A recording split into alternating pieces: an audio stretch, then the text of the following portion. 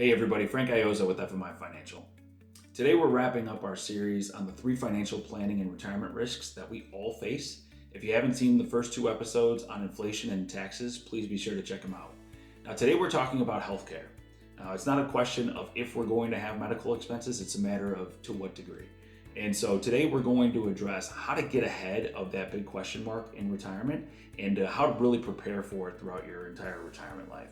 Now, Fidelity does a study every single year that quantifies the projected number of dollars people are going to be out of pocket. So a couple of different figures that you should be aware of. Now, Fidelity estimates that the average 65-year-old couple retiring in 2019 is going to have $285,000 in out-of-pocket medical expenses throughout their retirement life. Now, as large as that number already is, it's also important to note that these expenses are growing at an annual rate of 3.6% over the last 2 years. Now, when it comes to preparing for any goal, savings is obviously important, but you also want to find the right account that allows you the most tax efficiency so that you can maximize your keep, but also maintain some flexibility so that you can reevaluate your strategy as your life and your needs evolve. Now, today we're going to compare 2 of the more common accounts, a flexible spending account and a health savings account. Health savings accounts and flexible spending accounts both allow for tax-deductible contributions. Now, these next 2 categories are where the HSA really shines.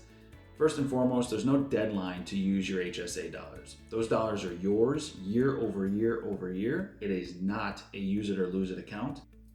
And because of that, most HSA plans also have an investment component that allow your dollars to grow tax-free as long as they're used for qualified medical expenses.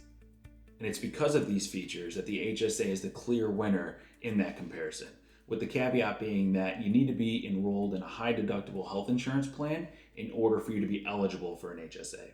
Now, the most common misstep that we see people making is using their HSA dollars today for those medical expenses instead of benefiting from that compound tax-free growth that they could be getting otherwise.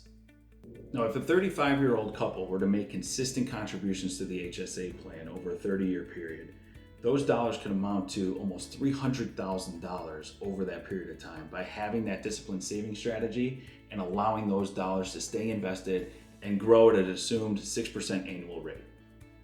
So in this case, like many others, time is going to be your most valuable asset.